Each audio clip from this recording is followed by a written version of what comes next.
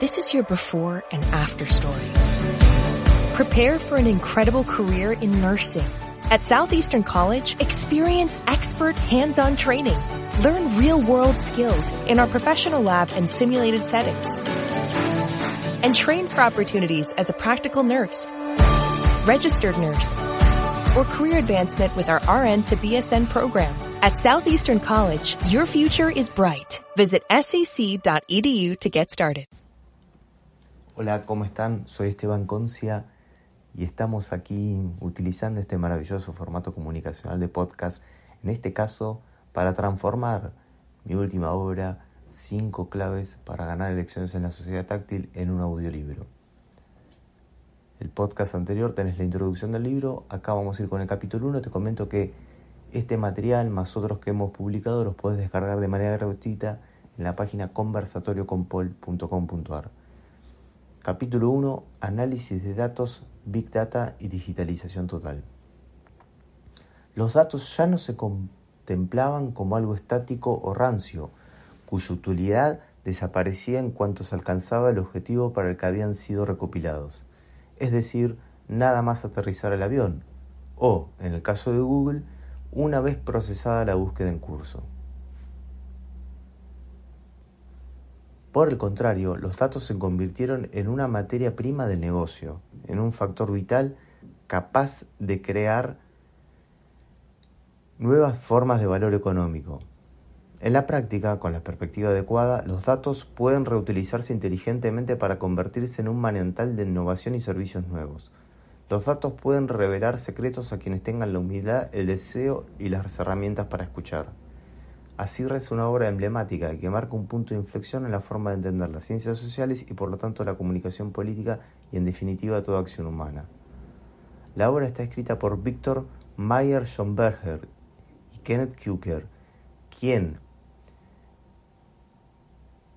tiene en su título el impactante nombre de Big Data, la revolución de los datos masivos, publicada durante 2013 y que representa un verdadero viaje literario de aventuras e intrigas, con muchos ejemplos de aplicación concreta y práctica, pero además con un relato elocuente y ejemplificador de cómo el hombre, a lo largo del derrotero histórico, ha buscado la forma de entender mejor y predecir el futuro. No desde un lugar místico, pero sí de manera predictiva, es decir, buscando las tendencias a través de la acumulación de información. Un camino donde el desafío fue y sigue siendo dejar cada vez menos cosas al azar, no por una mentalidad totalizadora y distópica, sino para mejorar en definitiva las condiciones del hacer. Los frutos de la sociedad de la información están bien a la vista. Con un teléfono móvil en cada bolsillo, un ordenador portátil en cada mochila y grandes sistemas de tecnología de la información funcionando en las oficinas por todas partes. Menos llamativa resulta la información en sí misma. Medio siglo después de que los ordenadores se propagaran a la mayoría de la población, los datos han empezado a acumularse hasta el punto de que está sucediendo algo nuevo y especial. No solo es que el mundo está sumergido en más información que en ningún momento anterior, sino que esta información está creciendo más deprisa. El cambio de escala ha conducido a un cambio de estado. El cambio cuantitativo ha llevado a un cambio cualitativo. Fue en las ciencias como la astronomía y la genética que experimentaron por primera vez esta explosión en la década del 2000, donde se acuñó el término Big Data, datos masivos. El concepto está trasladándose hacia todas las áreas de la actividad humana, expresan los autores. Estamos ante un escenario donde es posible incluso que ya no tengan sentido las teorías y las hipótesis, lo cual genera un nuevo marco de acceso al conocimiento, pero también a la resolución de conflictos y a la toma de decisiones. ¿Se muere la teoría? En todo caso, no hay que pensar por el otro, no hay que construir en base a prejuicios o no hay que suponer antes de tener los datos que hoy están más disponibles que nunca. Los datos masivos pueden ofrecer una perspectiva fresca y enfoques nuevos, precisamente porque no están lastradas por el pensamiento convencional, ni por el sesgo inherente implícito en las teorías de un campo determinado. Como ejemplos del nuevo método, el motor de búsqueda de Google y la secuencia genética. Este es un punto en el que las cantidades masivas de datos y las matemáticas aplicadas sustituyen a cualquier otra herramienta. Con suficientes datos, las cifras hablan por sí mismas. Los petabytes nos permiten decir, la correlación basta. Uno de los párrafos de esta obra imposible de omitir en el estudio actual y futuro de las acciones de la comunicación política. No prejuicios, no apreciaciones previas, no análisis por lo que creemos. Esa es una de las consignas que conforman este llamado a la acción, a adueñarse de este presente futuro y hacerse de las herramientas correspondientes para mejorar la política y la gestión del gobierno a partir del uso inteligente de los datos. Disputas al interior del capitalismo. Esto es importante. Pasa en la serie Gun of God, producida por Amazon y transformada en esas series de cultos de cierto nicho cinéfilo. Lanzada en 2016 y protagonizada por Ron Perlman, es la historia de un hombre millonario de una familia tradicional de una zona de California. Además es juez e incide en la planificación de la ciudad y puso al jefe Cumular, que es su amigo personal. Hay dos acontecimientos que cimentan la historia.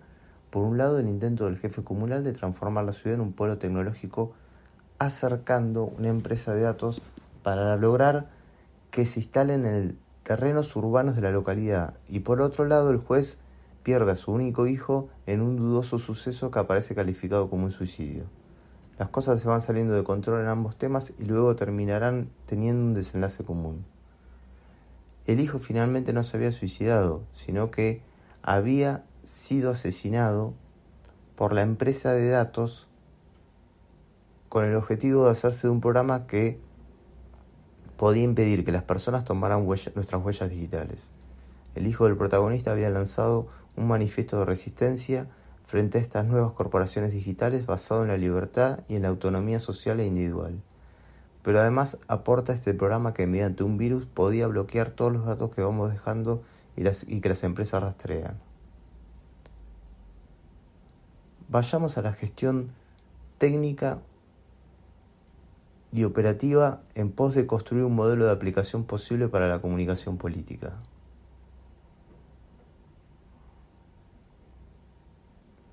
El modelo de acumulación, análisis y puesta en marcha de conocimientos de datos para la intervención social, política y de gestión supone utilizar la correlación para construir lo predictivo.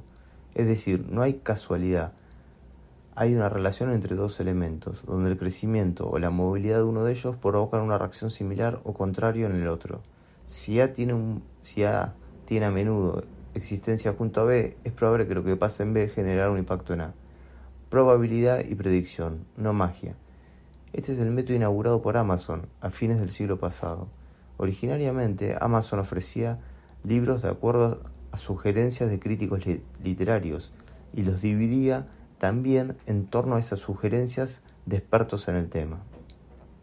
Sin embargo, al acumular más cantidad de movimientos en su web, realizaron un nuevo método.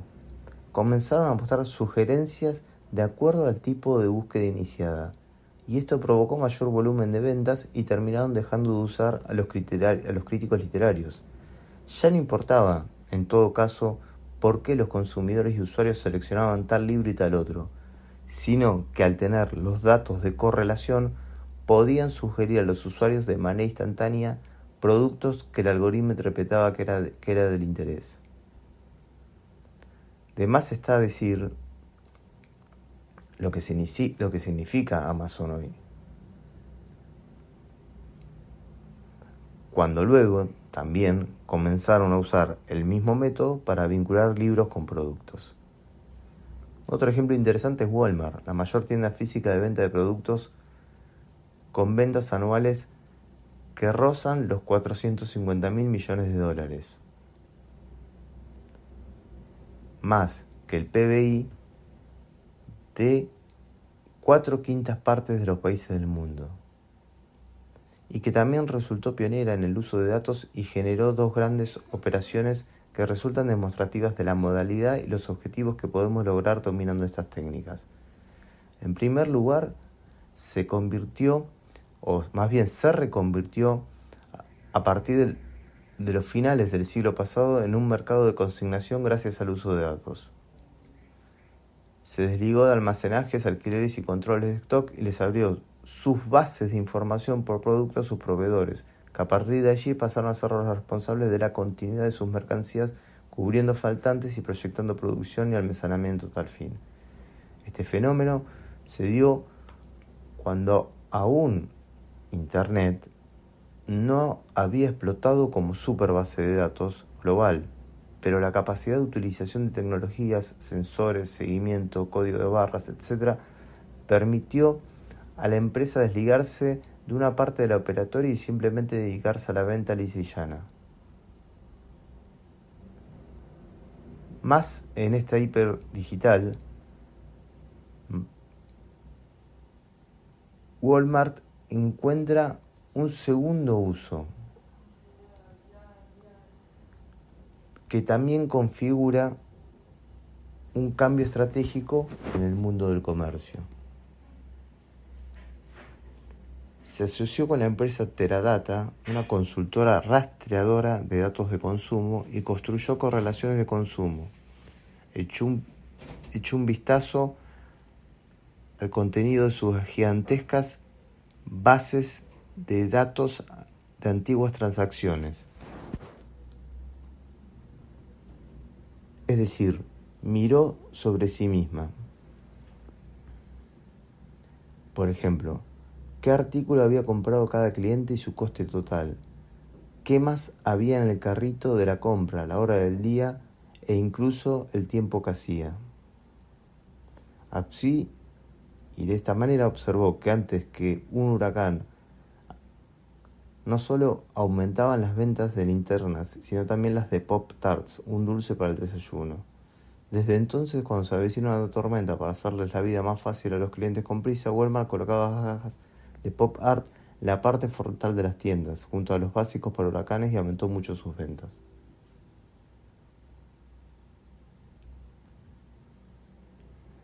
De hecho, el esquema de ofertas insuperables, que está pensado precisamente porque cada producto tiene una correlación con otro en el comportamiento humano de consumo, entonces la ganancia la obtienes en la correlación de acciones más que en el producto de la oferta en sí.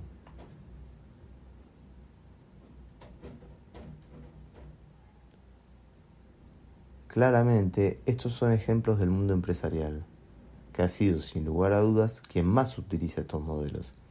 El desafío es lograr desde los ámbitos públicos una apropiación y construir modelos que permitan más y mejores democracias. Su aplicación supone también estar dispuesto a ser hablado por los datos, a tomar el conocimiento de la datificación, a la vez que nos abre la posibilidad de dejar de intuir y acercarnos a los fenómenos tal cuales son, sin prejuicios ni hipótesis previas. Las correlaciones nos dan variables reales de los comportamientos sociales. Menos sesgados y más precisos. Así resultan los análisis cuando nos basamos en datos masivos, cuando las correlaciones nos indican la forma en la que están funcionando las cosas. Esto nos genera sorpresas, algunas que quizás no son de nuestro agrado, pero resultan, en todo caso, el combustible necesario para la voluntad de la política diseñe esquemas para modificar esas realidades. Es necesario, entonces, disponer de los métodos matemáticos e estadísticos que permitan analizar las relaciones y también de las herramientas digitales para demostrar su solidez con confianza. La conformación de equipos con valor de formación en estas áreas se impone como clave en la gestión de la comunicación política. Y si bien no anula otro tipo de investigación o análisis, el no uso de las tecnologías de almacenamiento y procesamiento de datos puede influir y generar una derrota. Mucho se debate en la profunda modificación de esta etapa dentro del capitalismo. ¿Es más importante la tecnología, el software, el desarrollo computacional o es la información? Y parece que la tendencia es claramente que el salto de calidad lo termina dando esta última. Más información, más conocimiento, más ganancia. Vayamos al caso del aprendizaje computacional, también presentado como inteligencia artificial, donde una de las consignas es que las máquinas aprenden. Es decir, máquinas que forjan una acción que podemos definir como fundante y diferenciadora del humano. Pero sí, aprenden. Ahora bien, ¿qué aprenden? ¿Aprenden a partir de una voluntad autónoma de conocimiento e investigación? No, aprenden a partir de la confección y entrenamiento de algoritmos que incorporan cada vez más datos en la medida de uso y por lo tanto perfeccionan su funcionamiento. Vale el ejemplo del uso cotidiano que alguien puede darle a una red social. Cuanto más navega en ella, cuanto más huellas digitales deja, me gusta, comentarios, seguimientos, el algoritmo más sabe de esa persona y por lo tanto afina su funcionamiento. Si una persona entra cada mucho tiempo y el tiempo que pasa allí es escaso, se puede chequear como las recomendaciones son poco afinadas con los gustos y comportamientos del usuario.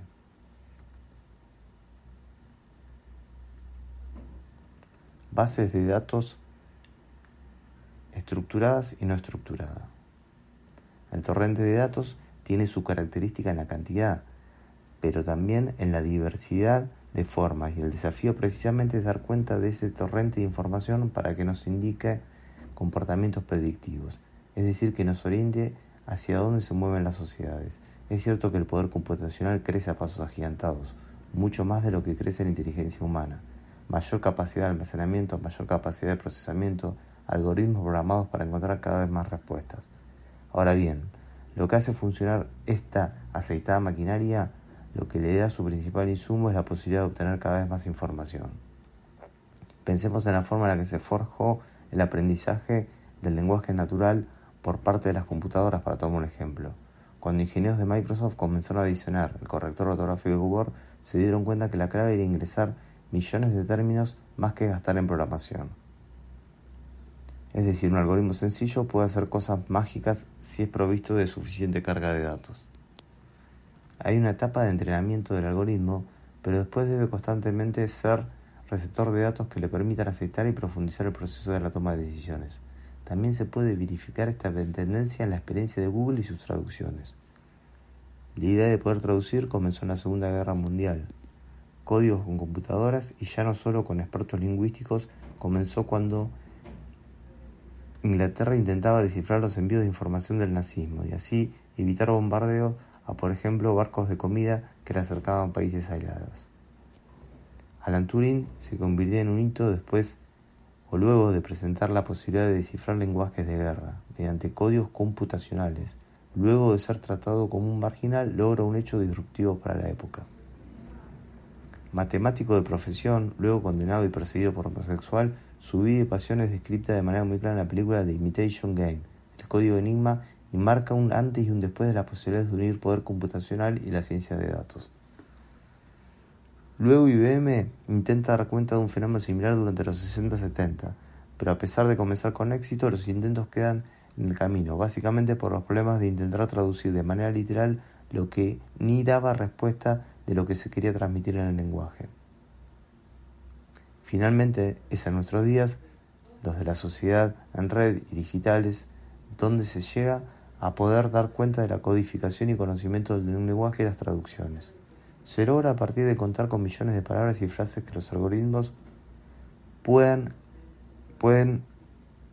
llevar adelante su trabajo. Un insumo fundamental fueron horas y horas de transcripciones del Parlamento canadiense, transcripciones oficiales sumamente precisas en inglés y en francés. Además, se está logrando también las transcripciones de voz a texto. Voz en un idioma, texto en otro.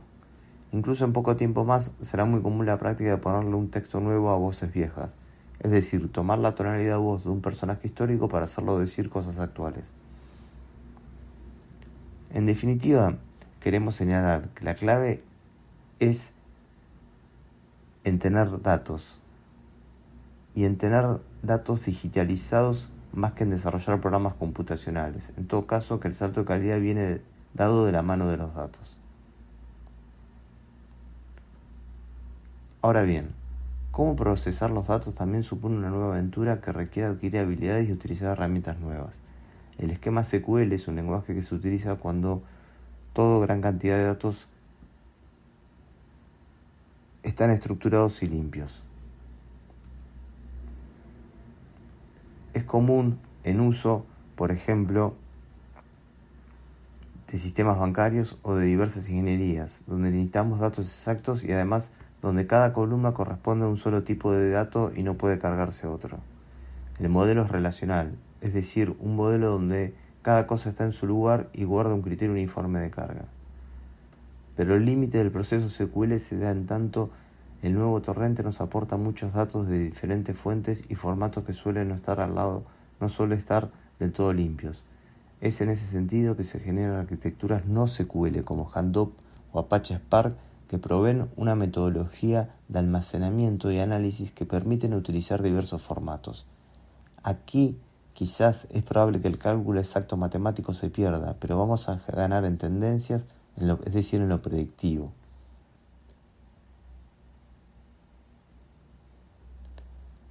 El Hadoop es utilizado por Facebook o Spotify, por ejemplo, para recomendar canciones en base de navegación e identificación de gustos musicales y dar cuenta de un proceso de correlación.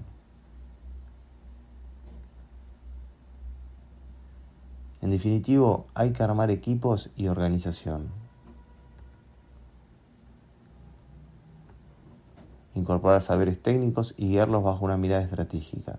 Es decir, preguntarse claramente qué quiero investigar a la vez que estar abiertos a que este proceso me entregue más información y por lo tanto nuevas posibilidades de análisis. Cosecharás lo que siembras, a recolectar data. El paso básico es el conocimiento del padrón general de votantes, que es el alma de la base de datos de la acción política. A partir de esta base comienza el proceso de enriquecimiento mediante diversos pasos que suponen establecer una planificación de acciones simultáneas. Estas acciones tienen que ver con la recolección de información.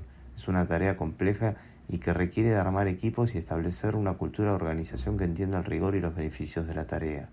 Además, incorporar el recurso humano idóneo y darle lugar a matemáticos, estadísticos, desarrolladores e ingenieros. Es fundamental. Suelen no aparecer en la constitución de equipos políticos, sin embargo resulta de vital importancia su integración.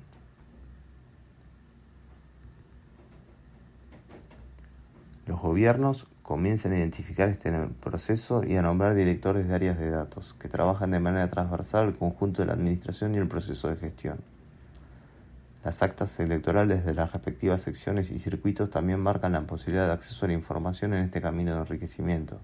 Aquí también comienza a ser útil trabajar en el conocimiento de los gráficos, o en todo caso, demostrar la acumulación de datos de una manera tal que pueda ser leída fácilmente.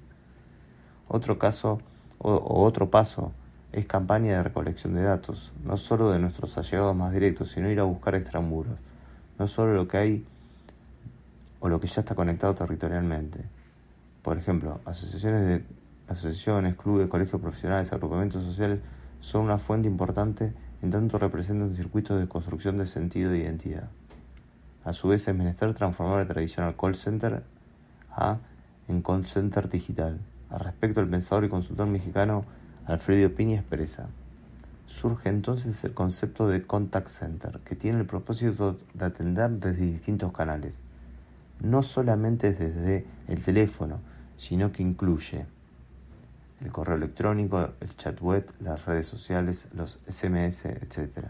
Una de las ventajas que permite métricas en tiempo real, monitorear el rendimiento y gestión de las interacciones, analizar el sentimiento del usuario y conocer más de nuestro negocio o dependencia gubernamental. Por supuesto que todo ese conglomerado también genera datos que ayudan a crear valor en nuestras bases de datos. Agrega el consultor al respecto: la innovación tecnológica puede ser aprovechada para asegurar el cumplimiento de los objetivos de gobierno mediante conceptos como Big Data, inteligencia artificial o blockchain, por mencionar solo unos ejemplos. A través de la innovación podemos afectar de manera directa el suministro de agua, el servicio de saneamiento, la energía, la educación, la salud y los servicios sociales, es decir, la calidad de vida del ciudadano. Esto es un gobierno digital. Dicha referencia aplica también para periodos de campaña electoral, en tanto que a mayor nivel de conocimiento de los electores, mayor capacidad de encontrar puntos de contacto con nuestro discurso. Está comprobado que lo que genera comunicación y acción,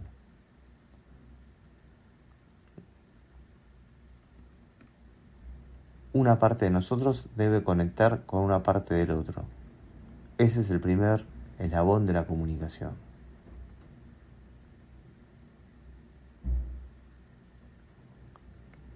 Si tuviéramos que realizar un monitoreo de uso de estas prácticas y poder ir comprobando en qué medida estamos llevando adelante su utilización correcta, podríamos definir un modelo que tenga este tipo de indicadores.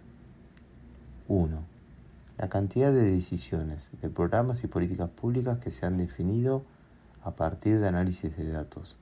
Esta extraordinaria oportunidad que abre la era digital, que es el análisis de datos de manera rápida, de inversión destinada a ciencia y tecnología, la cantidad proporcional de recursos orientados a satisfacer la demanda utilizando esta maravillosa herramienta que nos pone ante nosotros la era digital, la posibilidad del análisis, procesamiento de datos a nivel masivo, de manera rápida, online, que da cuenta de las tendencias, es decir, anticipa los escenarios. 2. Decisiones tomadas en base a datos y no a consejos de la política para la política, escuchando solo a la política. Ese no es el camino, ese no es el mejor consejo. 3. La construcción y valorización de la capacitación de equipos multidisciplinarios a los cuales se les acredite entidad y responsabilidad. La implementación de tableros de control y evaluación online de impacto de gestión donde el flujo de datos permite actualizaciones permanentes. Finalmente, la realización de campañas para recoger datos de manera pública y transparente.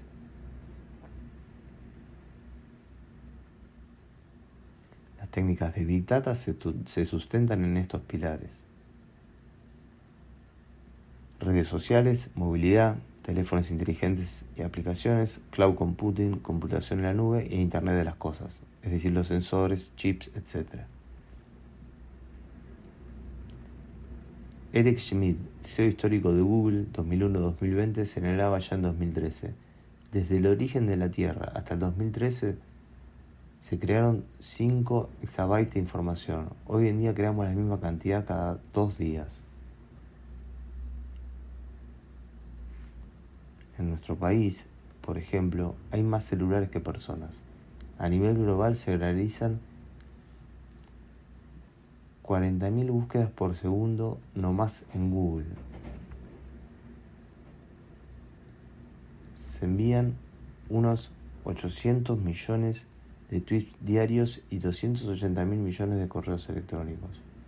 Sumemos a eso los datos de la geolocalización, más sensores, más maquinaria.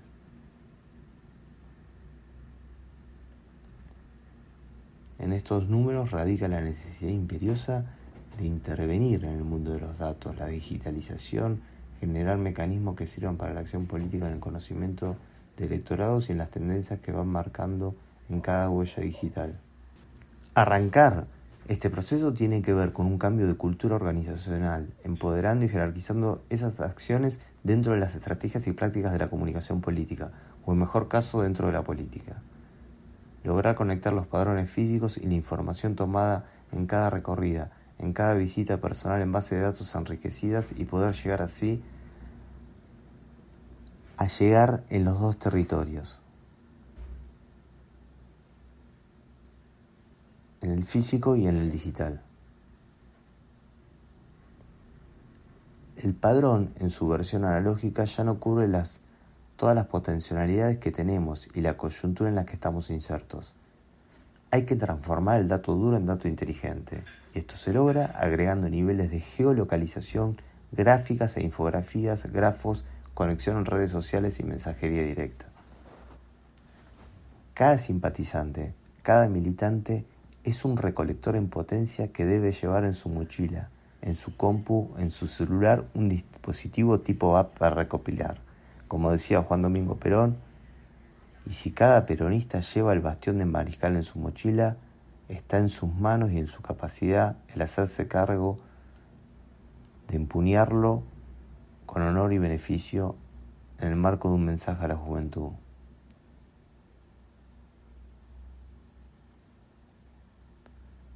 Sostiene el desarrollador y activista en el vínculo entre tecnología y movimientos populares Juan Manuel Slawatz, que el ámbito de las tecnologías de la información no se reduce a lo que nos facilita una computadora o un teléfono. Se trata ni más ni menos que la vida misma en sociedad. El paso de la comprensión y una acción de organización puesta en valor de toda la acción digital es clave y significa avances o retrocesos en la ampliación de los derechos de nuestras sociedades latinoamericanas. Adueñarse la tecnología y asumirla como práctica militante es también llevar el Mariscal en los días de la sociedad táctil. Gracias por escucharnos hasta acá, con la finalización entonces del capítulo 1 de la obra 5 claves para ganar elecciones en la sociedad táctil. Nos estamos escuchando.